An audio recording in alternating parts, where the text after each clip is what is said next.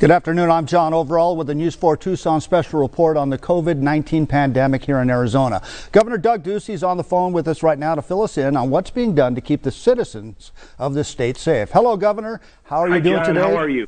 I'm doing well, thanks. What can you tell us about where we stand right now in this pandemic? Well, John, it's all hands on deck in the state of Arizona. We're at 665 cases. We've got community spread in 13 of our counties. We've got everyone working as hard as we can to make sure that first we're doing everything possible to ensure that where we can keep somebody from catching this virus, we're doing that. If someone is catching it, we're able to care for them. We're surging on testing. We just surpassed 10,000 tests. We want to make sure that if anyone has this virus, that we can care and comfort for them. So we're increasing hospital capacity. And then we're also working on our PPE supplies. That's personal protective equipment. That's the gloves and the gowns and the face masks and the ventilators. We're planning for a worst-case scenario. Now, that's the prudent thing to do when there's a pandemic. We believe that we can avoid that worst-case scenario, but we want to make sure that our doctors and our nurses have everything they need to take care of people that do contract this virus. Well, Governor, I know we have about 665 positive cases here in a state of 7 million people.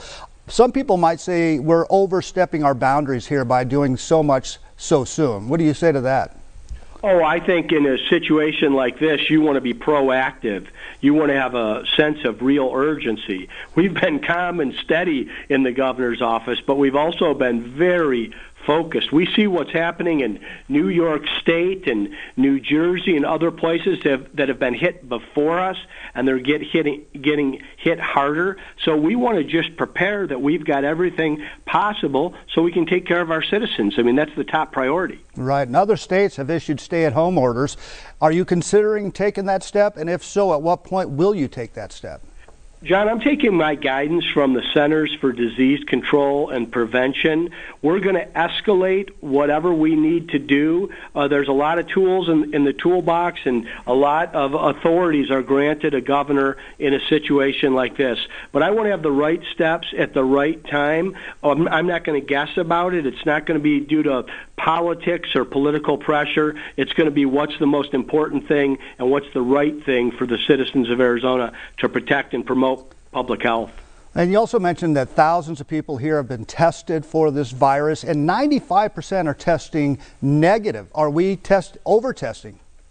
No, I wouldn't say we're over-testing. We are testing people that are symptomatic. We're testing people, or at least we're trying to test people that are in that age range where they're vulnerable, where they have underlying health conditions. We need to do more testing. We're not doing enough testing, and we're certainly not over-testing.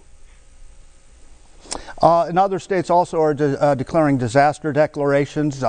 Is that something that you're considering? And what does that mean exactly to the citizens of Arizona?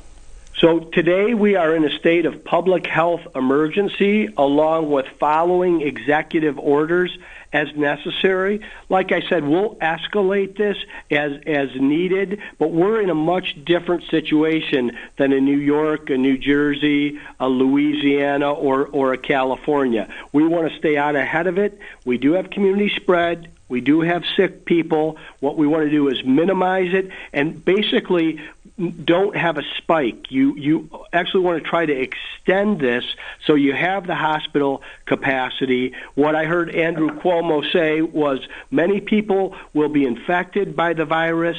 Very few will die of the virus. We want to have as few people infected as possible, and we want to save every life we can.